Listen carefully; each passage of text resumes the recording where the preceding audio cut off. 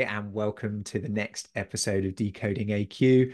With me today from Charlotte, North Carolina, I have with me Chris Edge. He is Chief Deputy at the US Marshal Service. And in fact, he's just come back from up in Alaska and the Yukon, and he's had over 20 years in the US Marshal Service and 6 years before that in the military police.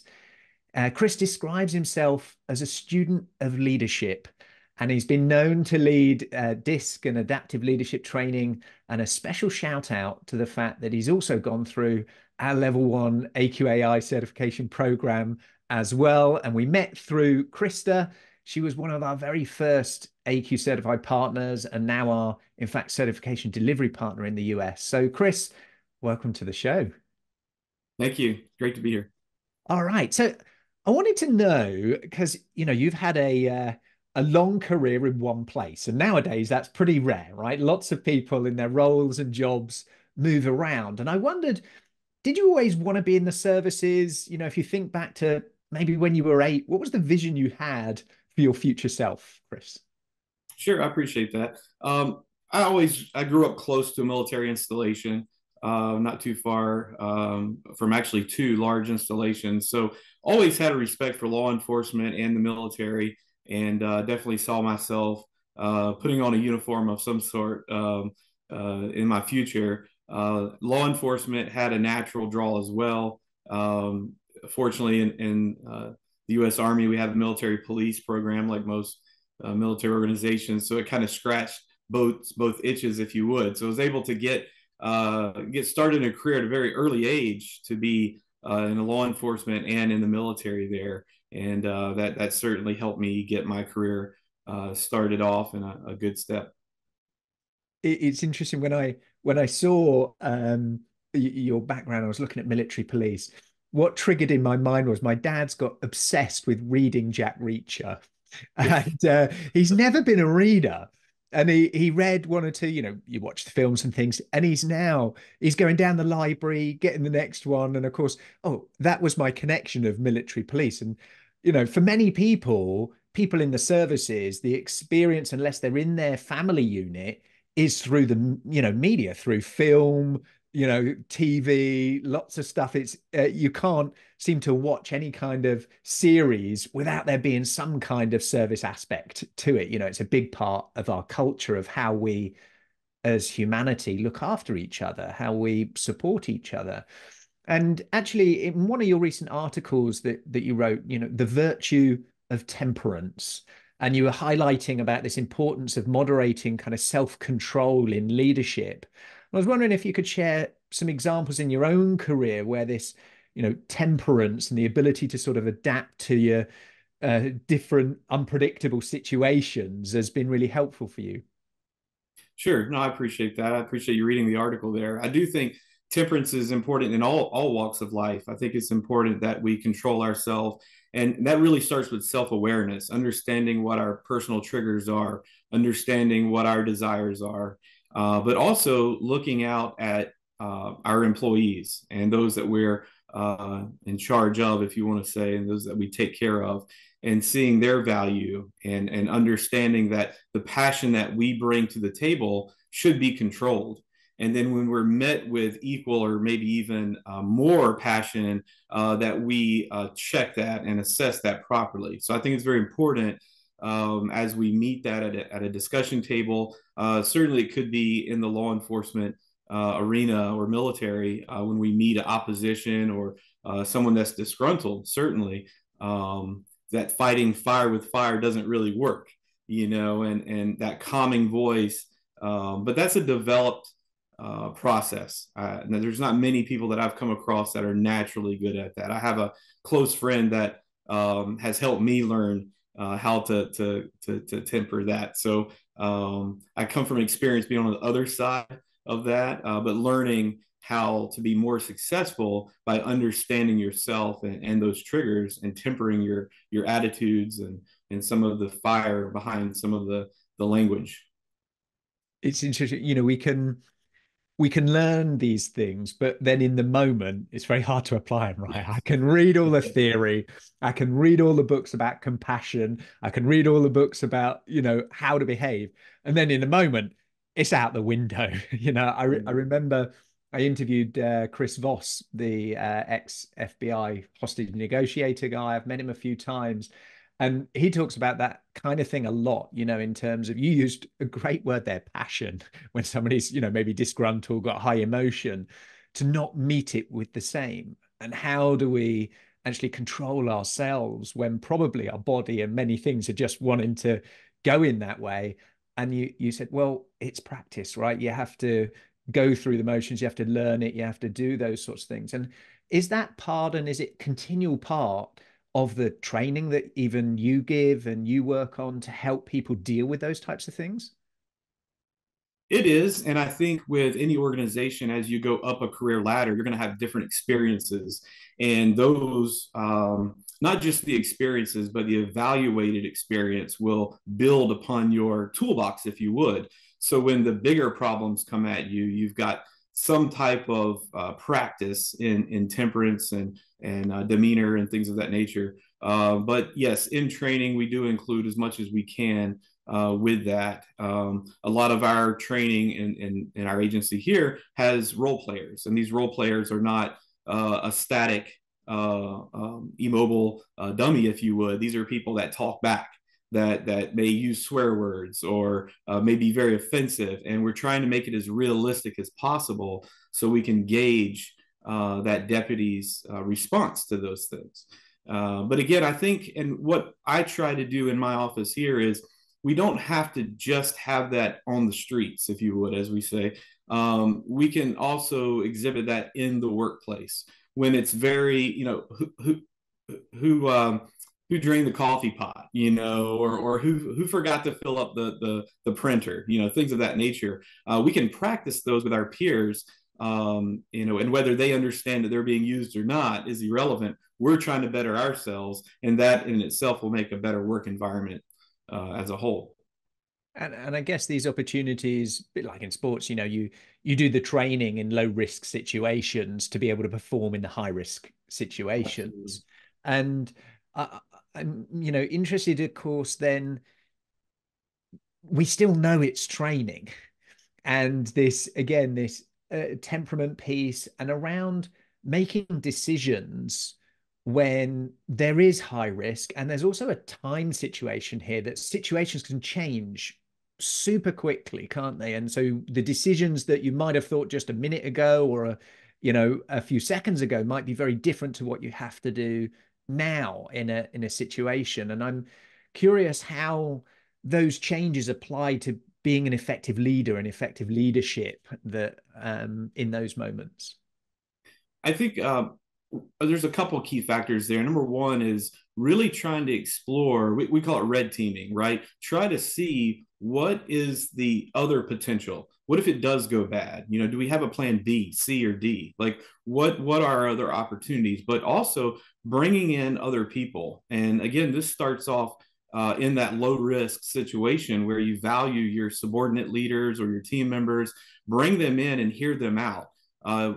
None of us have been in every situation out there. But if you put enough of us in a room together, we can cover a lot. And I think by hearing that, and even over the lunch table, listening to people's stories and understanding where they come from, giving them value, giving them a voice when these challenges come up, or like you said, when there's a sudden change, we may not have that answer, but we know where to go. We know who may have that information or a similar experience that may drive success. So I think it really goes back to understanding your environment, both internal and external, and really knowing your people, giving them value, no matter their pay grade or position in the agency. I think that's, again, another really interesting point, giving everybody value. And that comes in a variety of ways, right? Of given time for their voice, given space for their voice, but also the uh, empathy and follow through from that, right? And it then creates a culture to be able to share something that's uncomfortable, to share something that I'm doing a course at the moment myself, actually, with Keith Ferrazzi around relationship building. And he had this exercise of sweet and sour. So you all share something sweet in your life and something sour in your life.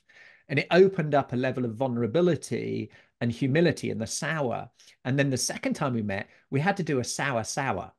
Mm-hmm. And it was really, it made me feel really uncomfortable because it was a little study group in this particular cohort when we were doing this. And after hearing a sour sour multiple times of people, the energy in that space, even a virtual room, was a tough one to be in. And yet you're trying to, build relationships in those things. So I'm curious of, how do you model it? How do you create the best environment that allows vulnerability, allows not just someone to share their voice, but share something that might be counterintuitive, might not be what people want to hear, but maybe what that person needs to share? Have you got any advice for people who are trying to create those types of environments? Yeah, I think it comes down really simply to model the way, that we have to be vulnerable ourselves. And I read a great article, and I apologize, I can't bring it up in my mind to contribute, but who that was written by. But the fact of modeling and leading through vulnerability, and you're not making yourself out to be a wet blanket, but you want people to understand that you're human too. And I think as a culture, we tend to try to elevate ourselves, and I think it's a pride issue that as we go up the career ladder, that we have to put this wall around us, and the higher we go, the tighter the wall becomes. My philosophy is there shouldn't be a wall there. That there certainly should be some distance, depending on how your organization is structured, between you and certain employees. However, people need to understand that you're a human, that you have problems, that you're going through difficult times as well, and that you're working on them. And to be frank, they may have that solution you need, but you'll never understand that as an individual if you're not talking to them first. So I think leading through that vulnerability is a very important to kind of break those walls down, and ensure, and the old verbiage of leadership by walking around, it works. And there's been many books and techniques that's been discovered and discussed over the years, but simply just having a conversation about the ball game, or about your children, or about your summer plans, goes a long way. And I think we have to take time, and it's very easy for our calendars to control us, but we have to control our calendar. We have to get that white space in there to where we can walk around and really have valuable conversation. Go to lunch, go to coffee, have these conversations not about work, and just really explore your people for who they are and get to know them better. And again, you're not trying to manipulate there, because it's not for negative reason. It's for their benefit. So I think over time, and it's not something, if they're not used to seeing you out on the floor, it's going to take some time to build that. But over time, I have found it to be very useful, especially in the higher stress situations. It's interesting that you mentioned, higher stress situations. Sometimes it's easy to do these practices when there's time, when there's space, when my calendar isn't full. When it's full, when it's hard, when it's difficult. And I guess in the agency that, many people deal with very high emotional, difficult situations that, it's a high risk for burnout, for exhaustion, mentally and physically. Do you think being there allows you to catch some of those things early and support and deal with it? Or if it isn't, perhaps what are some of the things you do to help deal with that, to catch? Because I know a lot of the people we're working with, and particularly leaders themselves, are at point of exhaustion, point of burnout, because they've been in so much change, so much highly stressful situations relevant to them, and they're finding it hard. Yeah, no, it is. And I think it's in every work environment. Our world is changing, as we've seen with AI. And I think that's been, very, people have really come forward with all the challenges they're having with that. But it could be many things, just coming out of a pandemic, and, the challenges of going into the pandemic, but then coming out of the pandemic, and this on and off again, and virtual and not virtual. And there's been a lot of struggle with that. But I think, as you discussed earlier, empathy is huge. And I think people see that for what it is. And when they know that you have their best at heart, when they understand if you miss your quarterly, that could have a negative impact to you as an employee, that it's not just for the agency or just for the company. When they see that you're being empathetic for their well-being and you kind of turn that table, it becomes a little bit easier for them to digest. But I do also believe in a team, a network, if you would. In my situation, I have multiple supervisors between me and the employees, and we work as a team. And when they sense that something's awry, or that there's problems between a couple employees or situation, we talk that out on closed door, and we try to strategize how to address that to where it's not so in their face. And not to where it's come to my office, like the principal's office, in elementary school. That it's really a loving environment that we're working together to try to address these situations as a team. Because again, I don't know what they know, and they don't know what I know. So we come together, we cover a lot of ground, and then bringing the people in or addressing those problems together, I think brings a lot of help to a sensitive situation. It's, using some of these techniques, when things are sensitive, making the decisions of the right timing, right place, right environment, and critical to that is the data, it's the information. We don't know what we don't know. And I think a shift that we're seeing from the leaders of the past, which knew the answers, to the leaders of the future, which are the ones that ask the right questions. And that takes some humility, right? To ask a question means I don't know the answer. And I think that shift is a really interesting one. And I wonder, as you've observed and your own career has evolved, how have you evolved your style? Because a student of learning, student of leadership, what have been key things that have influenced you that you are excited about right now, that you're focused on, that you are, reading, that you're working on, that you're a student of to evolve? Sure. No, I appreciate that. I think for me, over my career, worked in Washington, D.C. for about a decade, and really got to see some very talented leaders. So being able to see all the different types of leadership styles and how they apply them, I think it's, to me, the most likable, if you would. And we don't come to work to be liked, but it helps, right? It helps when the troops like you. But the influence that we're able to have, for the good, it seems to be those are the leaders that do ask the questions, and having staff that you can go, to people senior, but also laterally, and then those that are on your team, and being able to ask questions. And as you said, you're exactly right. We don't have leaders with 100% of the answers. It's not there anymore. And when we put on a facade to kind of fake that, they know that, they see that. And I think for me is slowing down the answer process. Like if it's in a meeting setting, have the meeting, get the data, and then agree to come back with a solution set. Just slow down a bit and not be so hastily to make a decision right then. That next day or even a week may be what keeps you from having to revert back, or maybe even being embarrassed. But that's where you can go back and call your peers, or that team that you surrounded yourself. But I think as a leader, just slowing down a bit the answer process, and not always. I know we feel like it as a leader that we should be the ones. If you're asked, I should be able to give you an answer right away, and it should be correct all the time. But the reality is it's not, and it's not going to happen. So stop fooling ourselves, slow it down a bit, get the data, ask good questions, and then come back. And I think too, your question almost had two parts to it. What am I excited about, and what am I looking forward to? It's really adaptive leadership, and after taking the course with adaptability, I think we can bridge those two things together and look to see how we can adapt our leadership based on the people and the environment.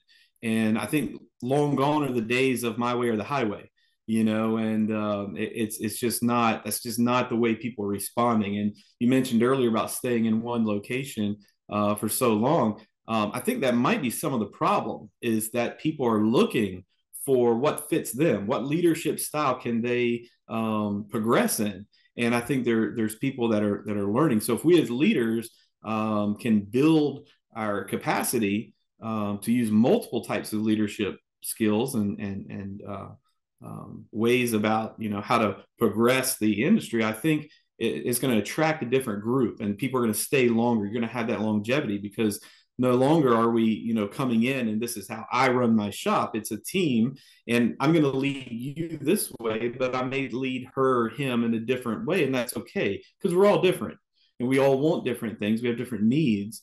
So instead of just coming in with a hammer, because if your only tool is a hammer, every problem is a nail, or vice versa, however you want to say that. I think if we adapt to the people and adapt to the problem, we'll be much more successful. So I'm really interested in adaptive leadership right now. It is a fascinating area, I mean, it's something that, you know, we can, in any subject, you can spend a lifetime and you're just scratching the surface, right, of these things. And I like the way of thinking.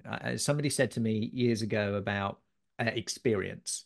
And you don't just look at it and go, oh, they've got 20 years experience. They could have 1 year experience repeated 20 times, or they could have 20 years experience because they've been evolving, they've been changing, they've been adapting, they've been learning as they go through. And I love what you're saying there about being able for yourself as a leader to recognize, to get the best out of others, to serve others, you might need to be the change rather than That's right. highway, my way or the highway.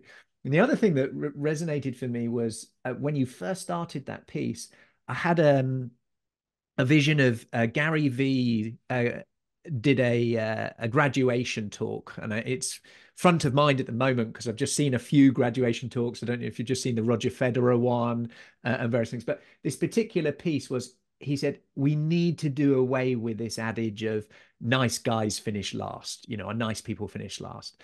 And you mentioned about being likable, and often some of the people that we've seen in the media or revered or whatever have led through not being nice and been successful by not being nice. And I love that you said that nice guys and nice people, nice women, whatever, can do great things and should be doing great things. And we want to, I certainly, within my family, children, grandchildren, want them to be successful, but not at the expense of being a good human, doing the right Right. thing, especially when it's Right. hard to do the right thing. So, yeah, I wonder if you've got any reflections on that before I pose any other questions. Yeah, I think that it goes back again, and I hate to be a broken record, but self-awareness and understanding your values, understanding your morals, and not leaving them at the door of your home. The way that we treat people should be irrelevant of where we are. If we're at the supermarket or if we're at the office or at home, we must value everyone. Everyone has value. And what good's a leader to an empty building? And we have to have people that are on our team, and to have the best, you have to attract the best. And part of that is that likability that you mentioned, and just having that understanding. Again, it doesn't mean that you let everyone just have their way. That's not the point, right? It's not a playground. That's not what that means. But it just means that when we make those decisions, it's for a benefit, and we're able to express that and show that. And it may be harder, it may be challenging, more complex, but I think we owe that to our staff to show where they fit in and how they drive this change that we're trying to accomplish ourselves. And that, no, it's not all about me, it's about you as well. And there's more of them than you. That's just how it works, right? And a lot of times I see these org charts, and they go up like a Christmas tree, and I want to flip that over, right? Because this is how the change works, right? And we should be pushing, not pulling. And I think that I've contemplated doing that on my own. I don't want to be a hypocrite here, but I think that would throw people for a loop if I did that. But just having at least a mental view of your organization as flipped upside down, that the change is actually with the employees there, and we're there to support that, to give them the safe place and that psychological safety that's now required. It always has been required, but now is more vocalized and realized, I think, than ever before. Yeah. And I think it becomes more under the microscope in times of uncertainty and complexity. When we Sure. have known challenges, we often use the playbook that solved that known challenge. When we have an unknown challenge in an uncertain environment that added the speed of change, all of these things in, we need a different playbook. And so that, I think, is a unique opportunity for us right now, in society and as leaders of ourselves, whether it's leader as a title, we're all leaders of ourselves in the decisions, how we show up. And one thing I think I'd like to explore a little bit more with you from awareness is then also the next stage for me. Often I can't be aware of myself. I need somebody else to help me in that or some other way. I can't see myself. Is then actually state management. So when I'm aware of it, I might be then enable to show up the version of Ross I would like because my state is in a discombobulated or diseased kind of situation. And I wonder if you've got any tips or techniques, because I'm fascinated at the, you know, areas where lives are at risk, right? In healthcare, in medical, in the services, whether it's fire, police, all of these things, that state management is so critical to do that. And I wonder if you've got any tips, advice, and things to help with that. Yeah, I think again, you have to have a community. And you talked earlier about in the high stress situations, but we build that over time with the low stress. When we're talking to people about where they're going to sit, their cubicle, or where they're going to park, if it's just a quick answer, this is where you sit, and that may work for some, but some want to know, well, why does that person get the window, right? Why am I the closest to the restroom? Like, you're going to have and be available to have those conversations. And as you build over time and those difficult challenges come in, but having the community around you that know you. And I talk to my wife every day, whether she wants to hear it or not, right? And we go through some of these complexities, and I'm very careful to be, respectful for privacy issues. But my wife knows me better than anyone on this planet, right? So who better to tell me when I'm right or wrong? And she's not afraid to do that. So we have to put people in our lives that are not afraid, and that friendship or that relationship is deep enough where they can give you the hard conversation. But it needs to go both ways. How do your subordinates see you? How do those people lead? Do they see you as an iron fist, or they see you as warm and comforted? And are they being genuine when they say that, right? And having that trusting relationship, and all that, it builds over time. And when you have a difficult situation, it's like a bank account. You keep depositing day after day, comment after comment. Every little thing is, and that's that true self-awareness, is knowing that I have to keep building my account, because one day I'm going to have to make a withdrawal, right? And we don't want to get the bad message of insufficient funds, right? We want to be able to have that within our account. And I think too, a lot of times in the more difficult situations, we may literally not have time to explain ourselves, or there may be a safety issue where I can't discuss with you right now, maybe a privacy issue, I don't know. But if we've built over time, the grace will be given to us by our staff. And that's where I hope to be, right? Is where over time they've trusted me in all these micro decisions and all these small issues that come up on a daily basis. And then when the big thing happens, they show me the grace that I need to get through it. Now, I will try to go back and explain when we have time to keep that, relationship alive. Again, you can't keep withdrawing from it, but you hope that you've made enough impact on their life to where they're able to overlook some of those things, because obviously we're not perfect. We're not going to make the right decisions all the time. And we want that grace as a leader, to where, they'll give us another chance, if you would, or see where our intent was. They'll see our actions, but many times they don't know our intent. Well, that, as a leader, that's our job, to make our intent known. So that way, that's really the baseline of our decisions. Our intent is for good. It's to move the organization forward. Whatever comes our way, that's that intent. That we're all valued equally, and then that's when we are able to build as a team. I like that you brought up intent, because one of the misconceptions often with adaptability is, it's all about being flexible. Well, there's a part of adaptability is, what am I inflexible in? Is it my values? Is it my intent? What's the common thread that I might show up in this way, cuddly now, because that's what is right to get this intent? I might be iron fist here because it's still linked to the intent, the common that is stable, but I've got an adaptable approach to how I get those things done. By person, you mentioned one person might need to be led in this way, another one might need to be led in this way.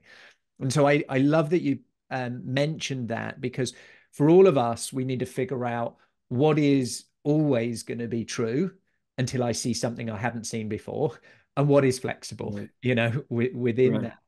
And I think there's a unique opportunity, because you mentioned, about hierarchy and structure, and this traditional thought of Christmas tree versus, an upward funnel, and we serve. And it's the concept around, mentoring being a reverse mentoring. So we often think of leadership and coaching, we're there to serve. And often, most of the time, we're learning in our leadership role, right, Right. from the others. And actually designing that of mentorship to be somebody that is reverse. They're brand new. It might be the intern, it might be the early people onboarding that see things we don't see, because they're not blind in the same way where we're just thin slicing because we've seen all the noise.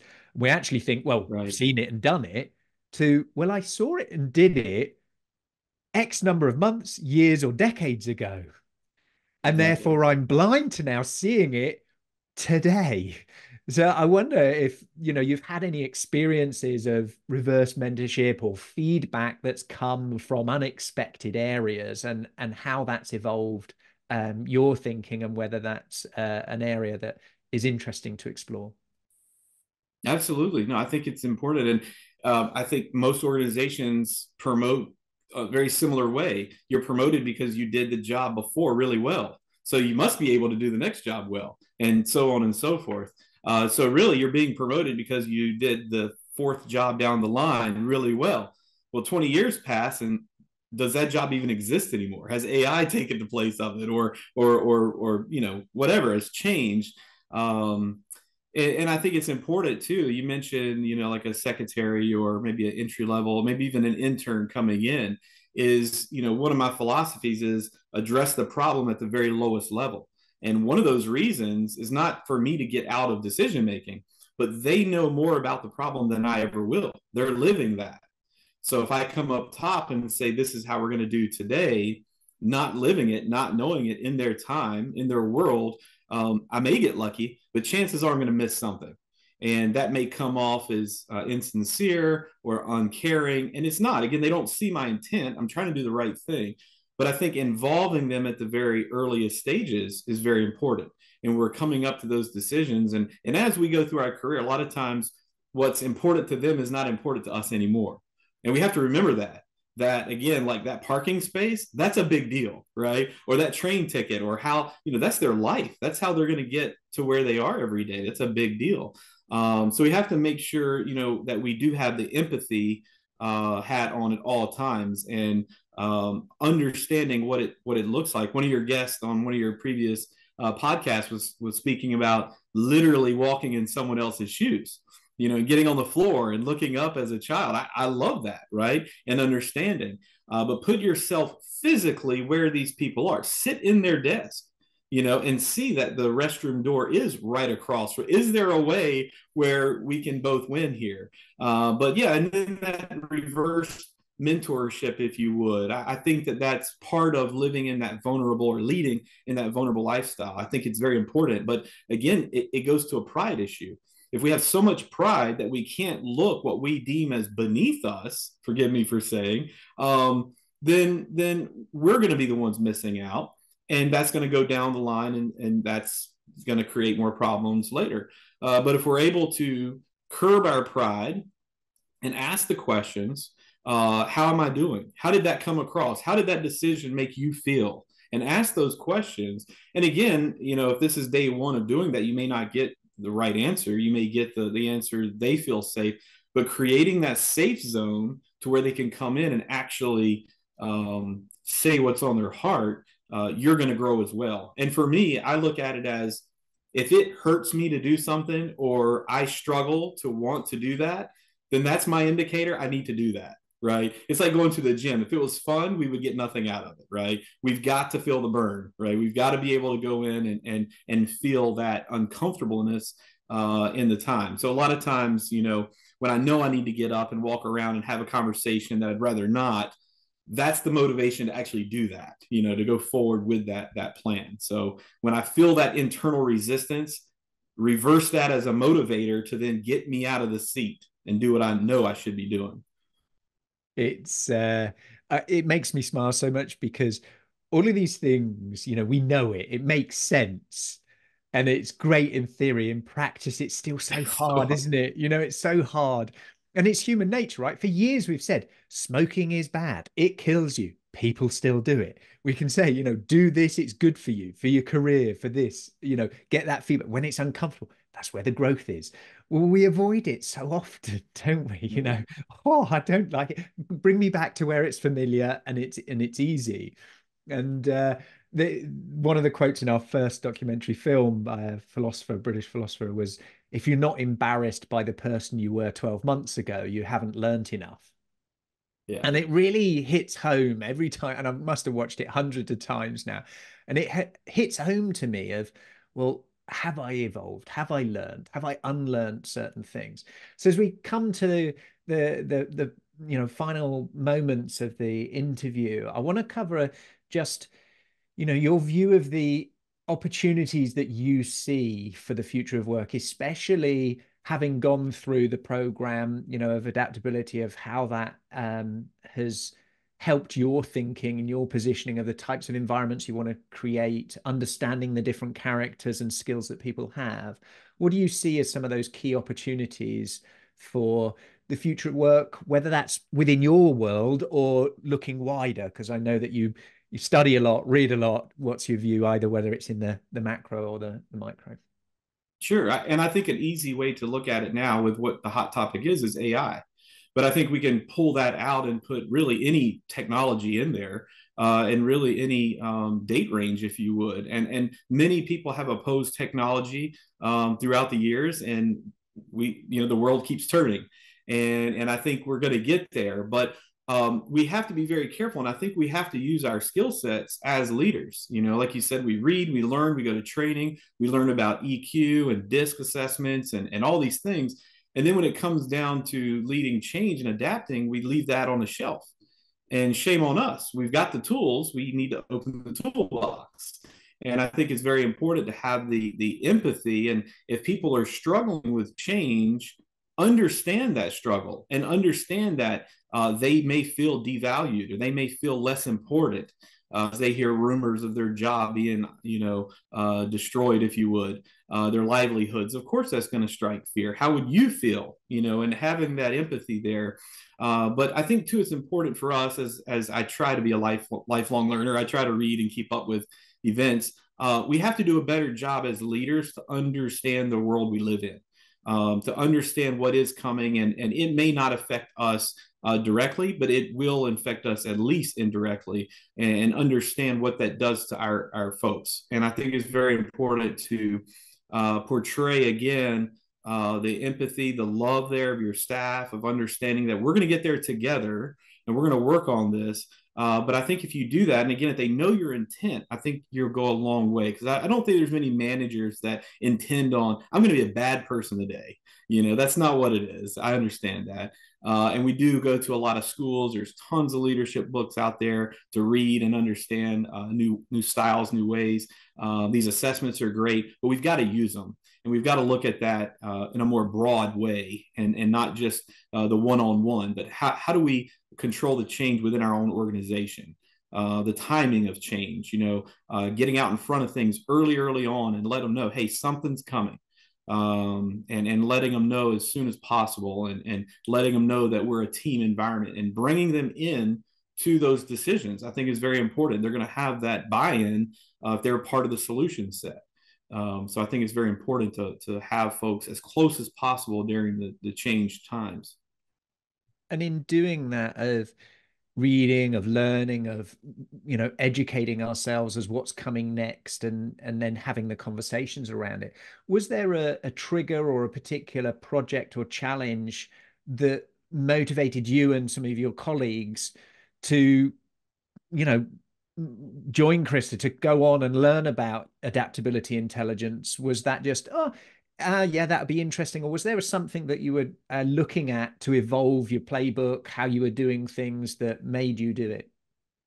Yeah, I think as becoming a more senior leader in the agency with age, our environment has certainly changed. The demographics, the population densities are even changing. A lot of change, a lot of political change are happening, and even our workforce is changed quite significantly in the past 20 years. When I came into the Marshal Service, I was very paramilitary, if you would, environment, and a lot less questions were asked, and that's just the way we live. Well, now things have changed. We have a different people that we're leading here, so I think it's very important as leaders we understand that and look at how do we unlearn certain things. Are these things maybe not dangerous as far as life or death, but are they dangerous to someone's psychological well-being? Do they feel safe in their environment, mentally, physically? So I think it's very important. That was really the switch to me, was seeing that no matter the book and no matter what's written, there seems to be some type of problem. And we can have the great intentions and we can have all the understanding, but it's that implementation. And I think that's that missing piece, is how do we adapt? And as leaders, how do we adapt to them? John Maxwell had a great quote about the platinum rule, about treating others as they wish to be treated. And I think it's very important to understand that it's not the way you want to be treated, because people are different. People aren't like me. At best, maybe 25% of my office will respond the same way that I would. So why would I lead everyone the same way? So I think it's very important to understand adaptability, understand that it's okay to do things differently, to lead people in different ways. And I think that the adaptability tool sets are important to understand how to do that, and what, as a leader, I need to change about myself to be effective leading others. And as Joe Dispenza says, all change starts with changing ourselves, in all aspects of our life. And so I really resonate and value with that, of the people that do the work, do the work on ourselves, and it's a daily practice, right? And in order to serve well. Now, you've watched some of our podcasts and listened to a few, so you perhaps know what the last question piece is, which is around curiosity and first time. So I'm going to ask that one to you, Chris, of when was the last time you did something for the first time, and what was it? Well, I think we just come back from that cruise and had a great time. Prior to that, our office did experience a tragedy, and I was going to steer away from some of this conversation today. But as a leader, not only in the military but also in law enforcement, deploying to Iraq and being in challenging environments, I've never lost a soldier or a troop at any point in my career. And then we had a tremendous event here. So this has been the first time to actually lead an office through the death of an employee, and it's been very learning experience for me. Again, I'm still in the middle of things, so I'm not really sure where we're at, where we'll be, but really day by day, and some days hour by hour, of leading through that. So it's been a very challenging time for families, for the office, for friends, but getting through that time, coming back on the other end of that as good as we can is the goal. And again, being empathetic to the needs of those around us. They're extremely varying right now. And as a leader, that's been an extreme challenge. But again, a lot of the things we discussed here today, building up that team around you has been very important. Having peers and people that I can call and ask questions. And maybe they haven't been through the situation, but just a little bit further away from the X, if you would, and seeing things from a different perspective, and giving me guidance and and helping me get through that situation. So definitely a challenging time for us here. But again, with the support systems that we have in place, it's certainly been a little easier to get through and navigate through challenging times. Thank you for sharing that. I think, you know, part of life is loss. There's loss we choose, and there's loss that chooses us, right? A loss we choose might be deciding, Decidra, to cut off. I don't want to do that anymore. That job, that role, that person, that, piece, that relationship. In other parts, it chooses us and shows up in a way. And we don't know what that loss gifts us in this world in different ways. And it's often through those tragedy where the real work is done, of those things, and to be able to hold space, to be able to process individually and collectively. And we all do that in different ways, right? We all adapt in different ways from those things. So I'm sure many who are listening have had loss, whether it's loss of a job, loss of an identity, loss of a loved one, or loss of a colleague. I had a PA for about 7 years. She was not much older than me, and she passed a couple of years back from cancer. And, a, a colleague that you work very, very closely with, that then you see in that circumstance was, perhaps different. Everyone's circumstance is different, but it was almost a slow loss and a slow Mhm. death. And it was very traumatic for me and the team around to observe that.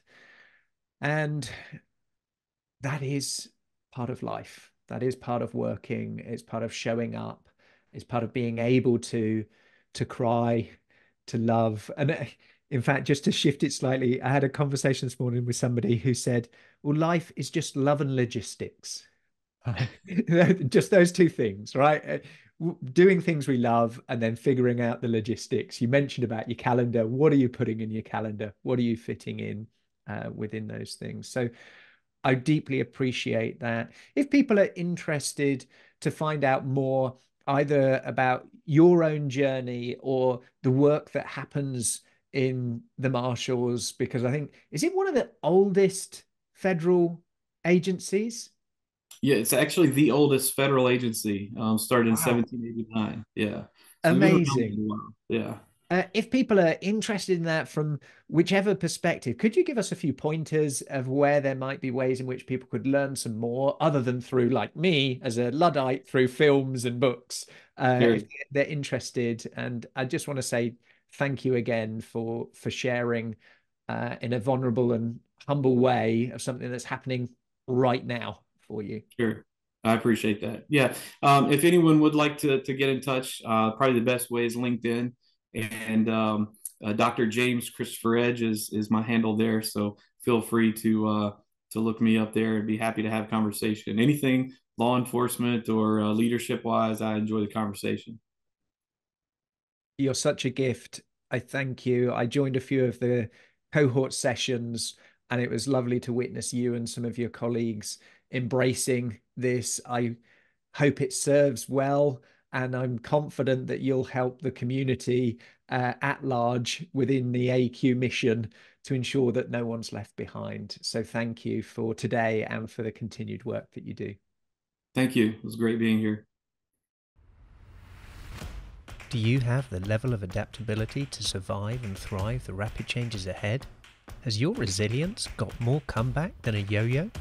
Do you have the ability to unlearn in order to reskill, upskill and break through? Find out today and uncover your adaptability profile and score, your AQ.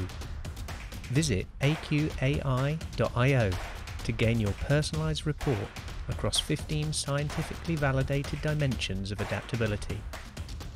For a limited time, enter code PODCAST65 for a complimentary AQ assessment.